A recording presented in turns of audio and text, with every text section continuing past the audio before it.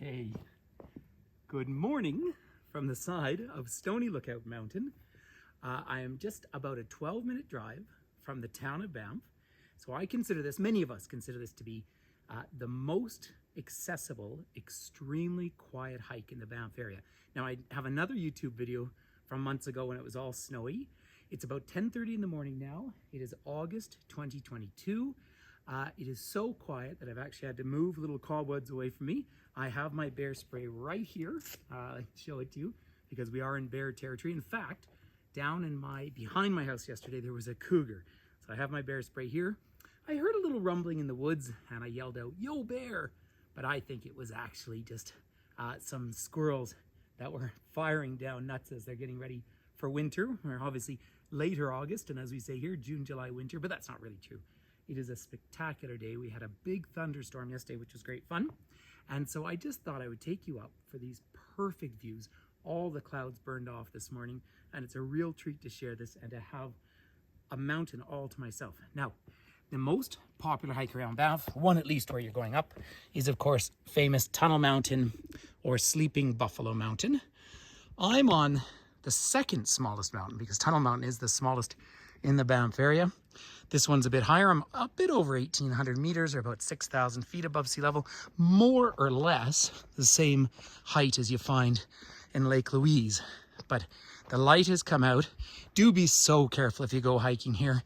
All these routes this time of year, it's so easy, particularly going down, to catch your toe and have a bad tumble. But you'll see we have no dangerous spiders at all. But there's lots of these little webs around. I think after the rain the other day, well, yesterday, it's all quite damp and full of life. The birds are having a wonderful time, and you can see the spectacular light up through the high altitude trees here. Now, Stoney Lookout Mountain is named for the Stoney Nakota people, or Ilia Nakota people, First Nations from this area who live, well, this is historically their home. They live down the road in Minithini, historically known as Morley. Lovely community, and they still speak their own language as well as English, of course, but it's all part of our community.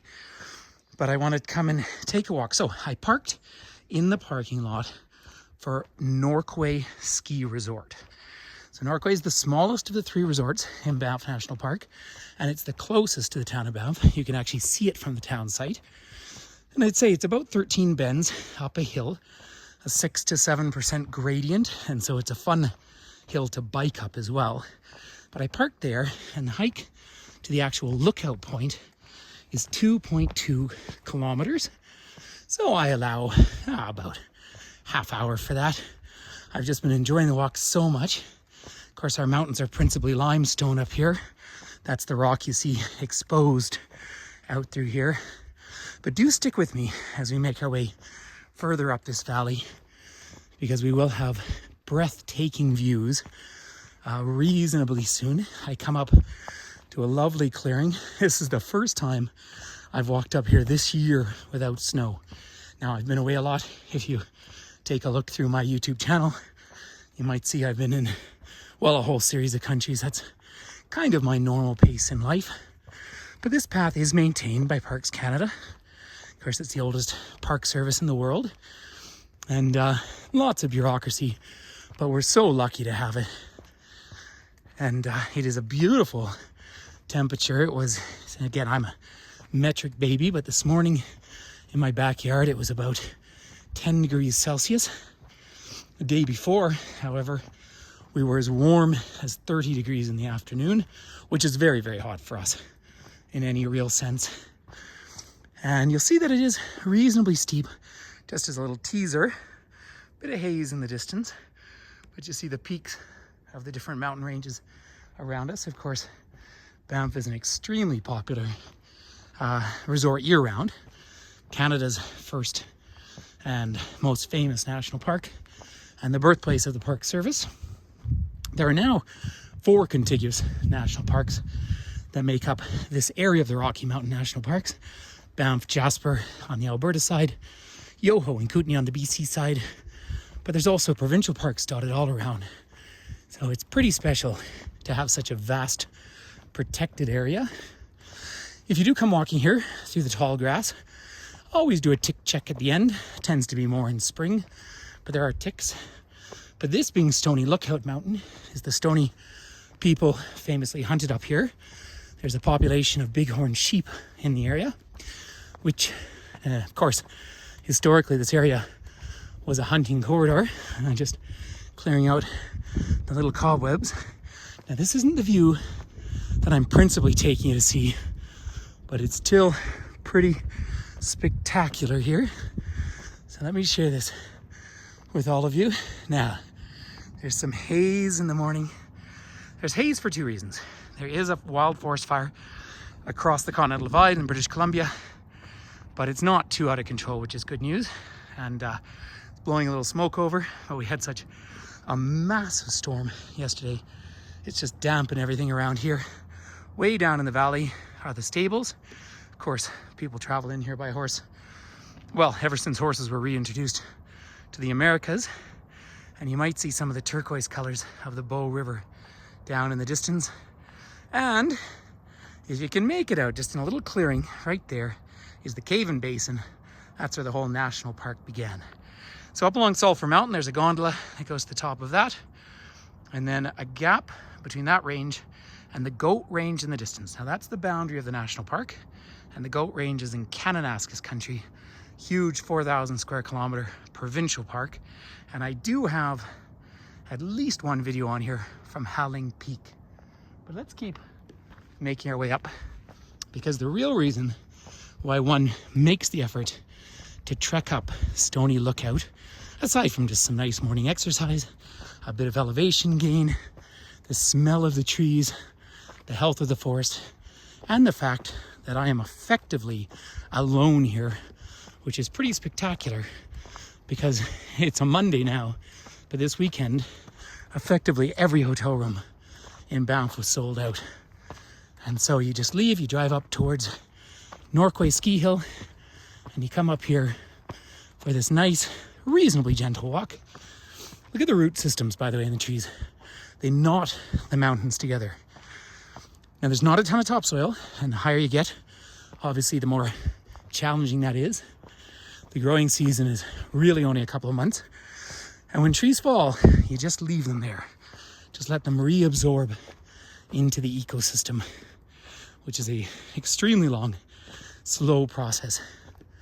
Understandably so. Now, when I'm up here in the winter and there's snow everywhere, I can see the footprints of animals.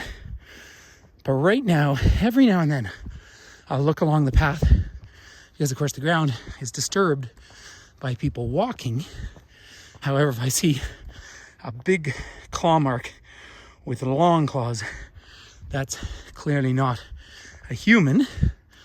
That would be a grizzly, and we have a grizzly population around here and a substantial black bear population as well. And so that's something to be aware of, and that's why, of course, I'm wearing my bear spray. Now, I'm nearly up to the crown jewel of this spectacular and really not well-known walk. Have a look at this tree, by the way. Trees will always make their way up. Something clearly untoward happened to this one in its formative times, but it's moved around it and recovered, and we'll keep growing unless something else untoward were to occur. But for the moment, it's just wonderful seeing the art of nature. And now, coming into view, out in front of us, is the most, well, I guess arguably the most photographed mountain in the Banff town site area anyway. Magnificent Cascade Mountain.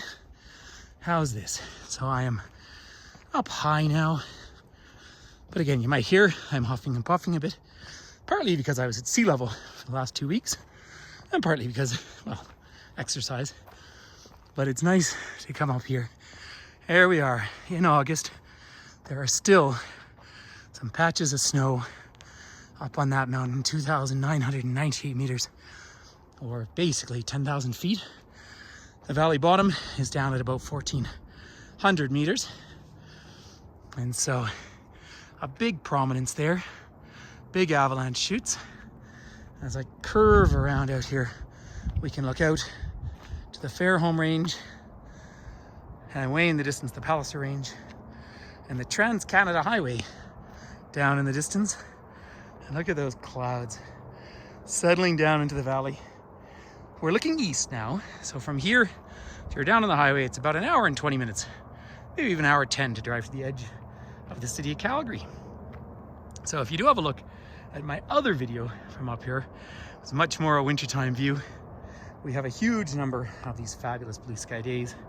And here's this porous limestone rock. And you will see this is a distinct cliff down here in the distance, so one has to be mindful always walking along the edges. But there is magnificent Cascade in all its glory. By the way, this hike is a loop.